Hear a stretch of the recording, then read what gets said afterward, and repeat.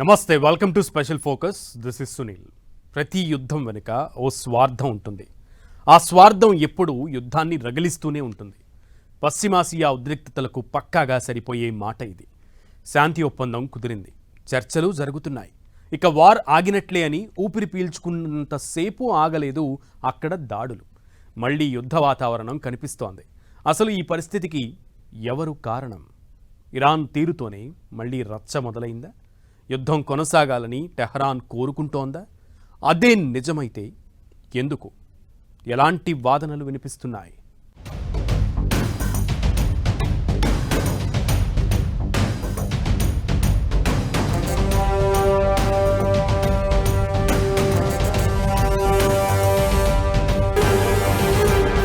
పశ్చిమాసియాలో మళ్లీ యుద్ధ వాతావరణం. యుఎస్ ఇరాన్ దాడులతో మిడిల్ ఈస్ట్ లో మంటలు. మళ్లీ ఉద్రిక్తతలకు ఇరాన్ తీరే కారణమా?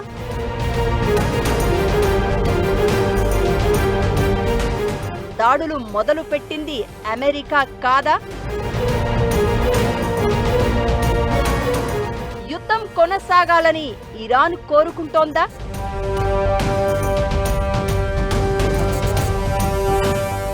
యుద్ధం కొనసాగితే ఇరాన్కు లాభమేంటి? పశ్చిమాసియా ప్రతి పరిణామం ప్రపంచం మొత్తాన్ని వెంటాడుతోంది. అక్కడ చిన్న అలజడి అయినా సరే దేశాలన్నీ వణికిపోతున్నాయి. దాడులు ఆగిపోయి శాంతి ఒప్పందం కుదిరిన తర్వాత ప్రపంచమంతా ఊపిరి పీల్చుకుంది. కట్ చేస్తే ఆ ఆనందం ఎంతోసేపు నిలవలేదు.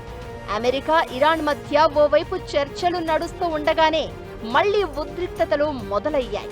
పశ్చిమాసియాలో రేగిన ఉద్రిక్తతలు ఇప్పట్లో చల్లారేలా కనిపించడం లేదు.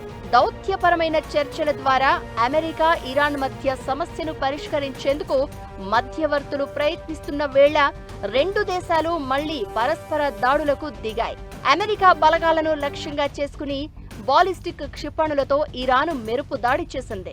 ఇకటు ఇరాన్ దాడులకు ప్రతీకారంగా టెహ్రాన్ మద్దతు ఉన్న మిలీషియా గ్రూపులపై అమెరికా, సౌదీ అరేబియా బలగాలు సంయుక్తంగా దాడులు చేస్తున్నాయి.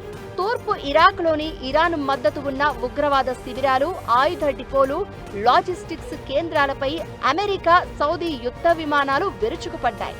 ఐఆర్జీసీ 30కి పైగా డ్రోన్ దాడులు జరగగా దానికి బలమైన సమాధానంగా సంయుక్త వైమానిక దాడులు చేపట్టినట్లు అమెరికా తెలిపింది.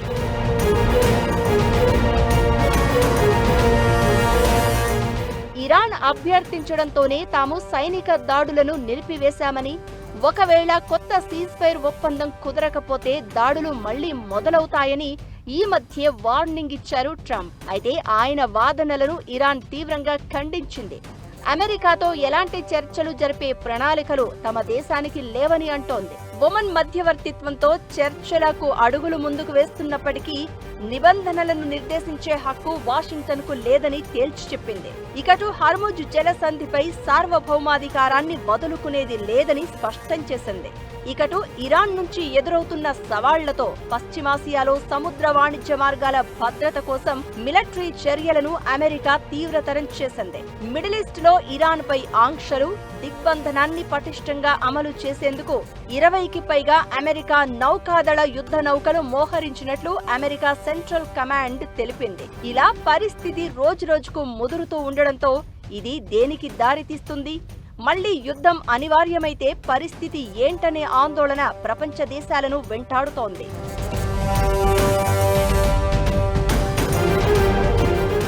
కాల్పుల విరమణ ఒప్పందం కుదరడం, ఆ తర్వాత శాంతి చర్చలు కూడా పాజిటివ్ గా కనిపించడంతో ఆ మధ్య దాదాపు వారం రోజులు మిడిల్ ఈస్ట్ లో క్షిపణి దాడులు ఆగిపోయాయి.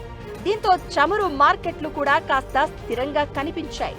రెండు దేశాల మధ్య ఉద్రిక్తతలు తగ్గినట్లే. ఇక అంతా హ్యాపీస్ అనుకుంటున్నారు అంతా.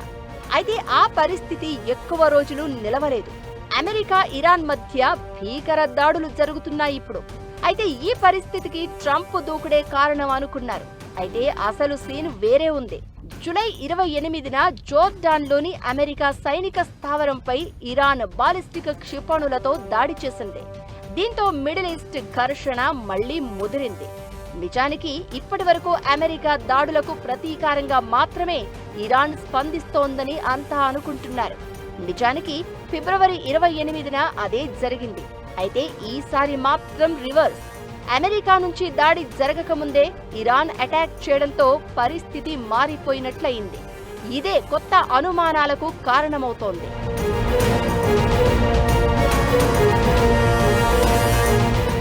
కొన్ని వారాలుగా అమెరికా, ఇరాన్ ఒకదానిపై ఒకటి ప్రత్యక్ష సైనిక చర్యలు ప్రకటించలేదు. దీంతో ఉద్రిక్తత తగ్గుతుందనే ఆశలు కనిపించాయి. మరి ముఖ్యంగా ప్రపంచ చమురు రవాణాలో కీలకమైన హార్ముజ్ జలసంధి ప్రాంతంలో పరిస్థితులు కుదుట పడతాయని భావించారు. అయితే ఇరాన్ క్షిపణి దాడితో ఆ ఆశలన్నీ చెదిరిపోయిన పరిస్థితి.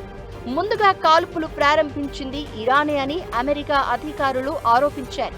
ఇరాన్ క్షిపణి దాడి జరిగిన తర్వాతే అమెరికా, సౌదీ అరేబియా కలిసి ఇరాక్లో ఇరాన్ మద్దతు ఉన్న మిలీషియా స్థావరాలపై దాడులు చేశాయి.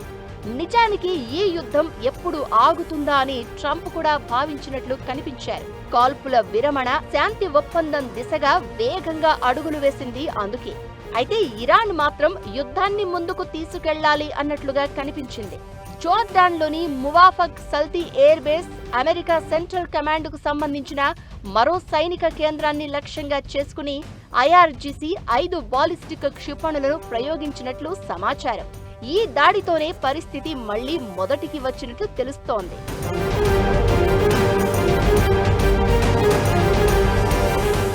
అమెరికా, ఇజ్రాయెల్ కలిసి ఆపరేషన్ ఎపిక్ ఫ్యూరీ పేరుతో ఇరాన్ మీద ఫిబ్రవరి 28న దాడులు మొదలుపెట్టింది. అప్పటి నుంచి తాము చేసిన ప్రతి దాడిని అమెరికా చర్యలకు రివెంజ్ మాత్రమే అని ఇరాన్ చూపించింది. తాము యుద్ధాన్ని ప్రారంభించలేదనే వాదనను ఒక రకంగా ప్రపంచానికి వినిపించింది ఇరాన్.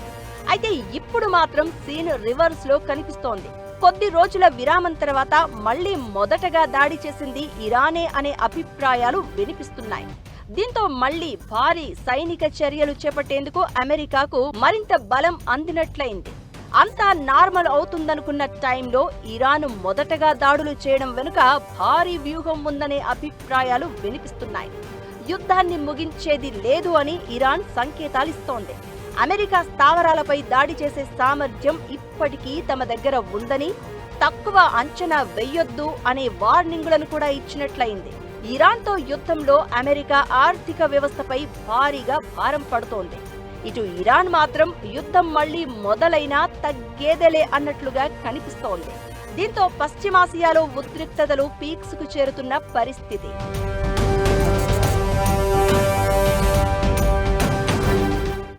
ఇది ప్రపంచమే అవాక్కయ్యేలా చేస్తున్న సంఘటన. అమెరికా ఊహించని ప్రతిఘటన. యుద్ధంలో అడ్డుకోవడం కాదు, అగ్రరాజ్యంతో చుక్కలకు స్పెల్లింగ్ రాయిస్తోంది ఇరాన్. అసలు అమెరికాను ఢీకొట్టి ఇరాన్ ఎలా ఇంత స్ట్రాంగ్గా ఉంటోంది? మళ్లీ చేయాల్సి వచ్చినా యుద్ధానికి సిద్ధం అనే సంకేతాలు ఎందుకిస్తోంది? చైనా, రష్యా సపోర్ట్తోనే ఇది సాధ్యం అవుతుందా? ఇక అటు ఇరాన్ యుద్ధంతో అమెరికాకు ఆయుధాల కొరత వస్తోందా?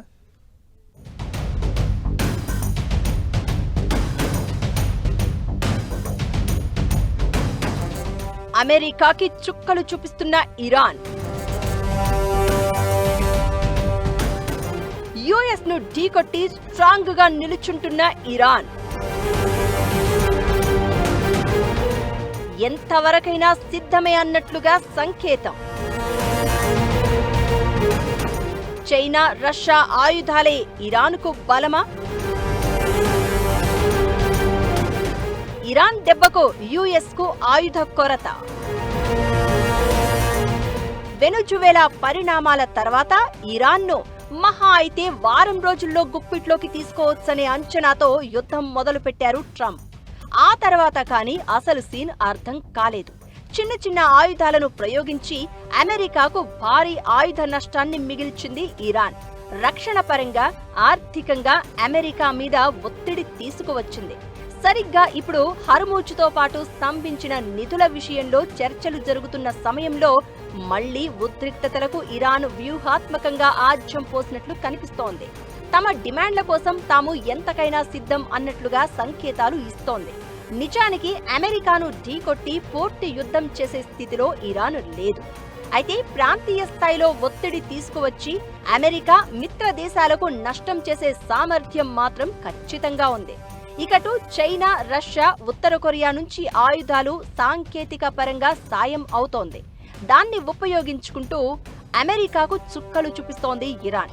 తమను తక్కువగా అంచనా వెయ్యొద్దు అని పరోక్షంగా వార్నింగులిస్తోంది. ప్రస్తుత ఉద్రిక్తతలతో అర్థమవుతోంది అదే.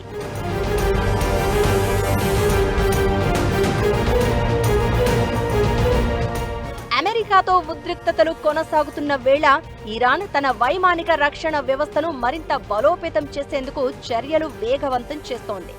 చైనాలో తయారైన భుజంపై మోసుకెళ్లే వాయు రక్షణ క్షిపణి వ్యవస్థలను ఇరాన్ కొనుగోలు చేయనున్నట్లు తెలుస్తోంది. మొదటి విడతలో సుమారు 400 క్షిపణి లాంచర్లు పాక్ నుంచి ఇరాన్కు చేరనున్నట్లు సమాచారం. ఈ ఒప్పందం విలువ 60 నుంచి $70 మిలియన్ మధ్య ఉండే అవకాశం ఉంది. ఇకటు చైనాలో తయారైన QW-12, FN-16 లాంటి స్వల్ప శ్రేణి వాయు రక్షణ క్షిపణి వ్యవస్థలను కూడా ఇరాన్ కొనుగోలు చేసేందుకు రెడీ అవుతోంది. దీనిపై ట్రంప్ ఘాటుగా రియాక్ట్ అయ్యారు. పాక్ పేరు ఎత్తకుండా డ్రాగన్ కంట్రీపై అసంతృప్తి వ్యక్తం చేశారు. చైనా నిజంగానే ఇరాన్కు ఆయుధాలు సరఫరా చేస్తే తీవ్ర నిరాశకు గురవుతానని అన్నారు. ఇరాన్కు ఆయుధాలు పంపబోమని చైనా అధ్యక్షుడు జిన్పింగ్ గతంలో తనకు హామీ ఇచ్చారని గుర్తు చేశారు. ఇరాన్కు ఆయుధాలు సరఫరా చేసే దేశాలపై భారీ సుంకాలు విధించే అవకాశాన్ని కూడా అమెరికా గతంలో హెచ్చరించింది. ఈ పరిణామాలు మధ్యప్రాచ్య ప్రాంతంలో భద్రతా పరిస్థితులపై మరింత ఆసక్తిని రేకెత్తిస్తున్నాయి.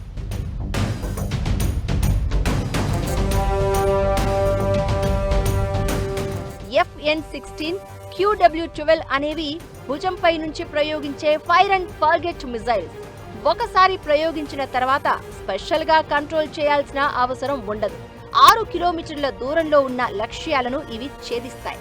సుమారు 4 కిలోమీటర్ల ఎత్తులో ప్రయాణించే విమానాలు, హెలికాప్టర్లు, డ్రోన్లను కూల్చివేయగలవు. సైనిక స్థావరాలు, చమురు కేంద్రాలు, ఇతర కీలక ప్రాంతాల రక్షణకు వీటిని వేగంగా మోహరించే ఛాన్స్ ఉంటుంది. అయితే ఒప్పందం చుట్టూ జరుగుతున్న ప్రచారాన్ని చైనా ఖండించింది. ఇకటు పాక్ నుంచి కూడా ఇలాంటి రియాక్షనే వచ్చింది. ఈ ఎపిసోడులో తమకు ఎలాంటి పాత్ర లేదని పాకిస్తాన్ సైన్యం మీడియా విభాగం క్లారిటీ ఇచ్చింది. అయితే ఆ రెండు దేశాలను కూడా నమ్మే పరిస్థితి లేదు. ఇరాన్కు ఆయుధాల విక్రయాలు జరిపేది లేదని జిన్పింగ్ తో పాటు పుతిన్ కూడా తనకు హామీ ఇచ్చారంటున్న ట్రంప్ ఈ మధ్య చైనా, రష్యాకు ఘాటు వార్నింగ్ ఇచ్చారు. ఆయుధాలు విక్రయిస్తే ఆ దేశాలు తీవ్ర పరిణామాలు ఎదుర్కోవాల్సి ఉంటుందని హెచ్చరించారు.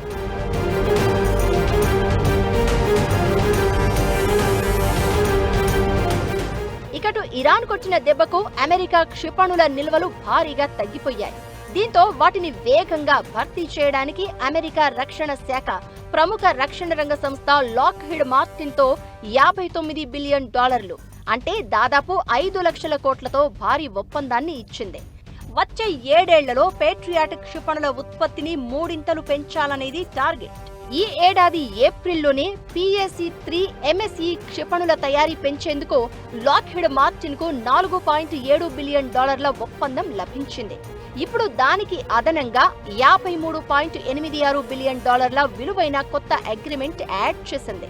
ప్రస్తుతం ఆ కంపెనీ ఏడాదికి 600 పేట్రియాట్ క్షిపణులను తయారు చేస్తూ ఉండగా కొత్త ఒప్పందం ప్రకారం 2030 నాటికి ఏడాదికి దాదాపు 2000 మిజైల్స్ తయారు చేయాలని లక్ష్యంగా పెట్టుకుంది.